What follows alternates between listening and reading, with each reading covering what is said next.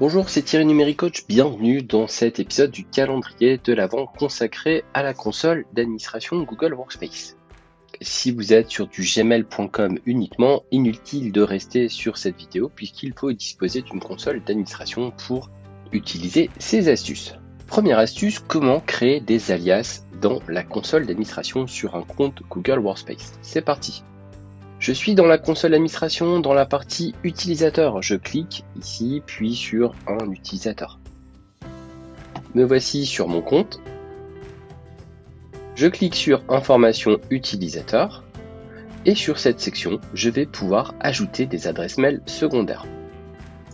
Ici, par exemple, j'ai une adresse communication@numéricoach. Les mails envoyés sur cette adresse sont reroutés sur mon adresse principale, ce qui m'évite d'acheter d'autres licences payantes. Par exemple, pour votre entreprise, vous pouvez utiliser des adresses telles que sav@nom-de-domaine, communication@nom-de-domaine, etc., etc. Passons à la deuxième astuce, comment activer la double authentification pour votre domaine. Je me rends dans la partie sécurité, authentification, validation en 2 étapes. Dans ce domaine, je vais pouvoir autoriser les utilisateurs à activer la validation en 2 étapes, cette case est cochée, et activer cette double authentification. Si besoin, je peux créer un Google Group d'exception où la double authentification est désactivée. Il s'agit par exemple, dans notre cas, des adresses génériques utilisées par plusieurs utilisateurs. Il est indispensable d'activer la validation 2 étapes sur votre domaine. Passons maintenant à la troisième astuce, installer une application tierce pour tout le domaine.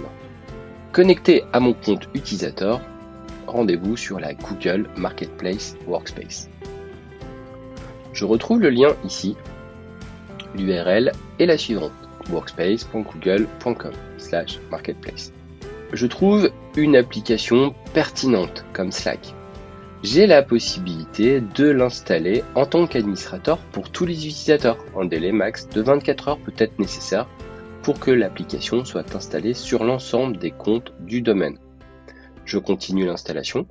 Je vérifie en tant qu'administrateur les autorisations.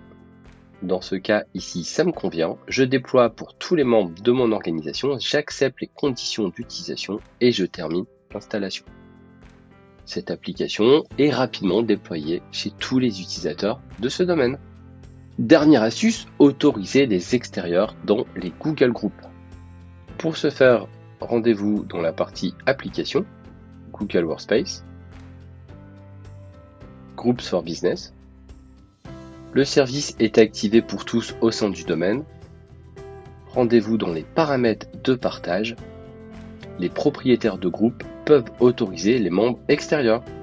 Cette case est cochée, je vais pouvoir, en tant que propriétaire d'un Google Groups, ajouter des membres qui ne font pas partie du domaine. C'est important de cocher cette case si les groupes créés dans votre domaine acceptent des extérieurs.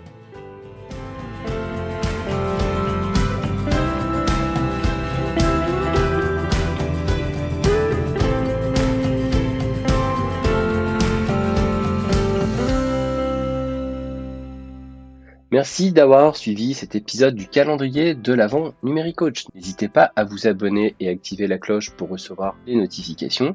Vous pouvez aussi consulter la playlist avec les différents épisodes de ce calendrier et rendez-vous dans la description de cette vidéo pour télécharger nos e-books gratuits. Chez Numéricoach, nous proposons également des formations avancées sur la console d'administration. À bientôt.